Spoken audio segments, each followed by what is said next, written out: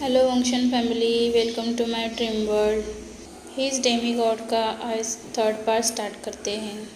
पिछले पार्ट में हम लोगों ने देखा था कि जहान और जेहान झगड़ रहे थे और उनके पीछे से कुछ आवाज़ आती है, तो वो पीछे मुड़ के देखते हैं।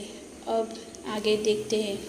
पीछे मुड़कर देखने पर उनको एक अज्ञात चांदी के वस्त्र को पहने हुए गिरे हुए देखते हैं।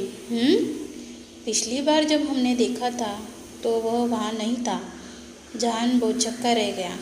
चलो एक नज़र मारे, जहान ने कहा, और वे दोनों सावधानी से करीब आ गए।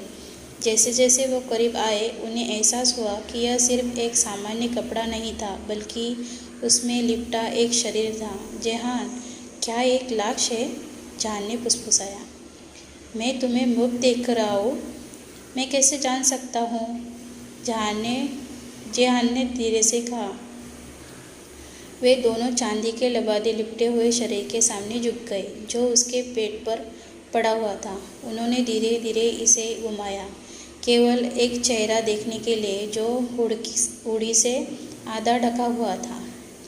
जहान ने धीरे धीरे हुडी को ऊपर उठाया, केवल दूसरी दुनिया की अलौकिक सुंदरता को प्रभावित होने के लिए। ब्यूटीफुल, उसने सोचा। लालच है। उसके मुंह से बस इतना ही निकला। बर्फीले चांदी के बाल, पीली लेकिन गुलाबी त्वचा, छोटी तीखी नाक, मोटा लाल लाल होठ, तेज जॉलाइन और थोड़े गोल मोटोल गाल।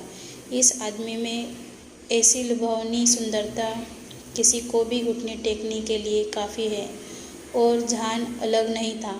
वह भगवान की इस कृति को देखने में व्यस्त था जब जेहान ने हिंसक रूप से अपना कंधा हिलाया। जहान, मुझे लगता है कि वो बेहोश है, लेकिन उसका शरीर बेहद ठंडा है।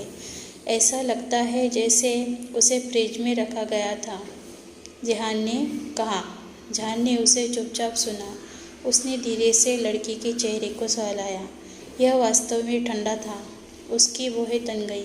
अनजाने में वह पहले से ही लड़की को गले लगा रहा था। हालांकि उसे स्किनशिप से नफरत थी, लेकिन इस लड़की का स्पर्श बुरा नहीं लगा, बल्कि कुछ महसूस हुआ। उत्तम। अब हमें क्या करना चाहिए जहान? हम उसे यहाँ नहीं छोड़ सकते, जेहान ने पूछा। उसे पहले से ही सुंदर लड़की पर तरस आ रहा था, लेकिन उसे 2 बार कहना पड़ा। जहान ने उसे दुल्हन अंदाज में उठाया और कार की ओर चल दिया। पहुंचकर उसके पीछे की सीट का दरवाज़ा खोला और वहाँ बेहोश सुंदर बालक को अपनी गोद में बिठा लिया। जेहान ने ड्राइवर की सीट पर अपनी सीट ले ली और हवेली की ओर गाड़ी चला रहा था। थोड़ी देर बाद वे लोग जो मैंशन में गए। बेहोश लड़की को जो मैंशन में लेकर एक बार कार पार्क होने के बाद जहान ने तुरंत सुंदर लड़की को अपनी बाहों में लेकर हवेली के अंदर चला गया। जहान ने हवेली में प्रवेश किया और अपने कमरे की ओर भागा। टोंग और मिंग, उन्होंने जहान को किसी को ले जाते देखा, चिंतित हो गए और उसके पीछे हो लिए। अपने शयन कक्ष में पहुंचकर उसने धीरे से लड़की को बिस्तर पर लिटा दिया कि इसी दौरान उसके माता पिता भी उस कमरे में आ गए। वे अपने बेटे को बिस्तर के पास पहुँचे और देखा एक सुंदर देवदूत चेहरे वाला लड़का बेहोश पड़ा है। कौन है वो जानजान? टोंग ने पूछा। तुम लोगों ने अपनी कार से किसी को टक्कर मारी? मिंग चिंतित होकर बोली। लेकिन अगले ही पल जब टोंग ने उसकी तरफ देखा तो उसका मुंह बंद कर लिया। माँ, पिताजी, हमने इस लड़के को मंदिर में मूर्तियों के पास पाया। वो बेहोश पड़ा था, जहान ने खुलासा किया। लेकिन अजान, जब हम चले तो मंदिर में हमारे अलावा कोई नहीं था। फिर कैसे? वाक्य के अंत तक उसकी आवाज़ कम हो गई जब उसे कुछ याद आया। मैं माँ वो नहीं जानता। जहान ने कंधे उचकाया। आह, मुझे कुछ याद आ रहा है जान। बेबी, इस लड़के का ख्याल रखना। मिंग, कृपया मेरे साथ आओ, उसने अपने पति को बाहर घसीटने से पहले कहा। जैसे ही वे बाहर गए, जेहान ने कमरे में प्रवेश किया। मैंने डॉक्टर को बुलाया है, वह कभी भी यहाँ आ गए जाएंगे। जहान ने अपने फ़ोन को स्क्रॉल करते हुए कहा। जब उसने अंत में इस तरफ देख रहा था तो वह बिस्तर के दाहिनी ओर सुंदर लड़की के पास बैठ गया, क्योंकि बाईं ओर पहले से ही जहान बैठा हुआ था। कितना सुंदर! लड़की की गुलाबी गोरी त्वचा को सहलाने की कोशिश करते हुए जहान गुदगुदाया, लेकिन उसके पहले ही जहान ने उसे हाथ पर थप्पड़ मारा जो उसको एक खंजर फेंक रहा था। नहीं, क्या? जहान ने एक आवाज़ में कहा था जो उसे महसूस नहीं हुआ। जैन पहली बार जहान के कारण हैरान था। उसकी आवाज़ जानलेवा लग रही थी, एक शिकारी जैसे अपने अंडे की रक्षा करने वाली एक माँ शतुरमुर्ग की तरह दिखती है। उस लुक में क्या है भाई? तुम ऐसे देखते हो जैसे मैंने तुम्हें अपने दोनों किडनी दान करने के लिए कहा था। जहान ने लापरवाही से हंसा। वे अभी एक दूसरे में व्यस्त थे कि अचानक लड़के ने उन्हें सचेत करते हुए हलचल मचाई। उसके होठ फड़फड़ाने लगे और धीरे से अपनी पलकें हिलाई। सिर पकड़ते हुए वो धीरे से खड़ा उठा। जहान और जेहान तुरंत उछल पड़े और ध्यान से खड़े हो गए। पहली बार चिड़ियाघर के जानवर को देखने वाले बच्चे के रूप में लड़के की हरकत को देख रहे थे। थोड़ी देर बाद लड़के ने धीरे से आंखें खोली और बिजली की चमक के से तालमेल बिठाने के लिए उन्हें थोड़ा सा तिरछा किया। तभी वह नश्वर कपड़े में दो आदमी उसे ऐसे देख रहे थे जैसे कोई एलियन हो। अरे, तुम दोनों कौन हो और मैं कहाँ हूँ? उसने कमज़ोर आवाज़ में पूछा, लेकिन अहंकार से भरा। जहान और जेहान दोनों विस्मयकारी रूप साझा किया। लड़की की स्वर्गीय आवाज़ सुनकर सचमुच हैरान रह गई, खासकर जहान, जो पहले से ही अपने अलार्म के लिए इस आदमी की आवाज़ रिकॉर्ड करने के बारे में सोच रहा था। लड़कों ने सुंदर लड़की को अपने जबड़ों को गिराते हुए देखा, जो निराश होकर उन पर टूट पड़ा और उसने सामने अपनी उंगलियां चटका दी। क्या तुम दोनों बहरे हो?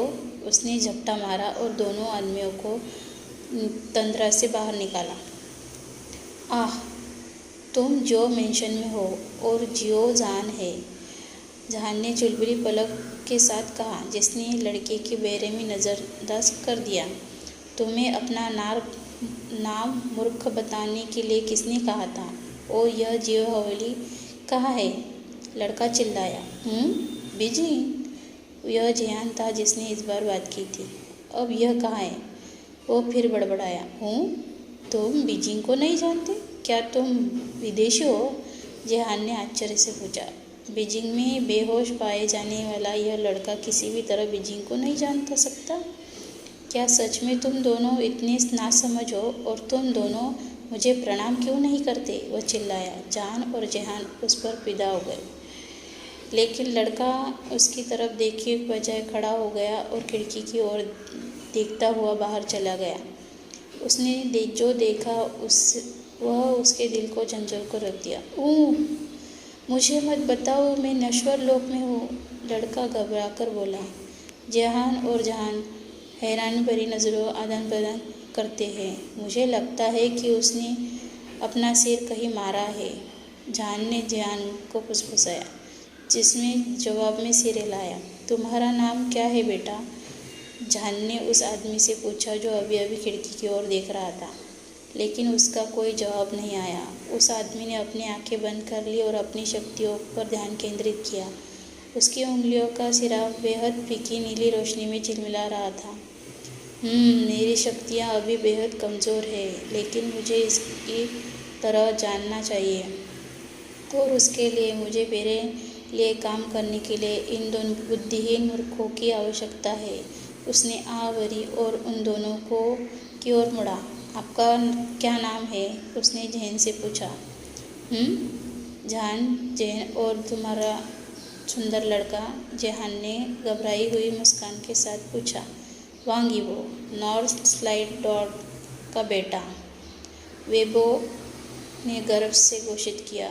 जहान और जेहान थोड़ी देर के लिए जहान के हंसने से पहले उसे देख रहे थे। ईबो उस पर भड़क गया। तुम किस पर हंस रहे हो गूंगा इंसान? ईबो ने डांटा। आह, मैं अब समझ गया, हा हा हा। यह कोई शरारत है, ठीक है। कमरा कहाँ है? हम अपना हाथ कहाँ हिलाए? जहान ने अपनी किलकिलाए के बीच में कहा। सुंदर लड़की और अधिक गुस्सा हो रहा था। ज्ञानी मानव, तुम्हारी हिम्मत कैसे हुई?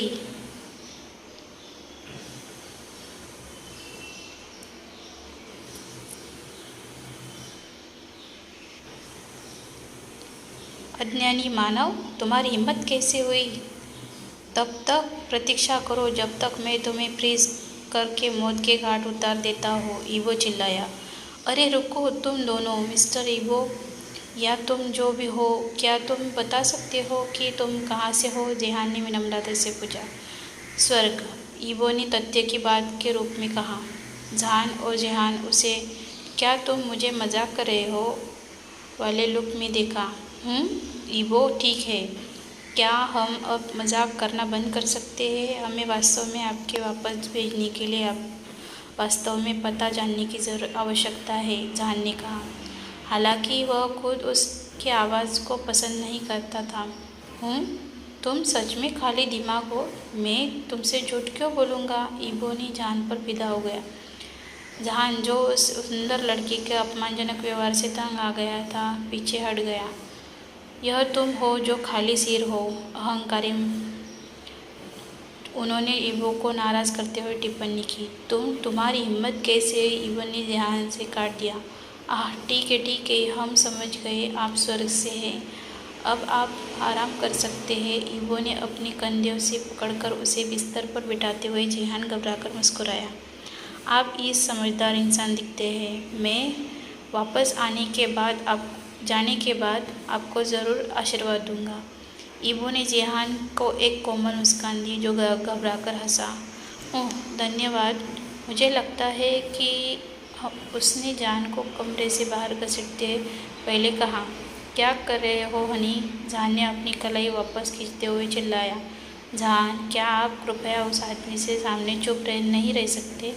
मुझे लगता है कि उसके सिर में गंभीर चोट लगी है। जेहान ने तर्क करने की कोशिश की। तो क्या इसका मतलब यह नहीं है कि उसे अनादरपूर्वक व्यवहार करने का अधिकार मिल जाता है? जान बोला। मुझे पता है, लेकिन डॉक्टर जी का इंतजार करते हैं। वह निश्चित रूप से आपको इस आखिर जान और ईबो कैसे साथ हो गए? इस प्यारे से टकराव के बाद क्या वो साथ हो गए? और साथ ही ईबो इस दुनिया में जान से प्यार कर पाएगा, या जान का भी कोई सच है जो जान को ही पता नहीं है? इस कहानी को आगे ही सुनते रहिए। नेक्स्ट पार्ट में मिलते हैं। Thank you. लाइक और सब्सक्राइब करना ना भूलें और बेल आइकन को प्रेस करें, क्योंकि सबसे पहले कहानी आपको मिले। Thank you.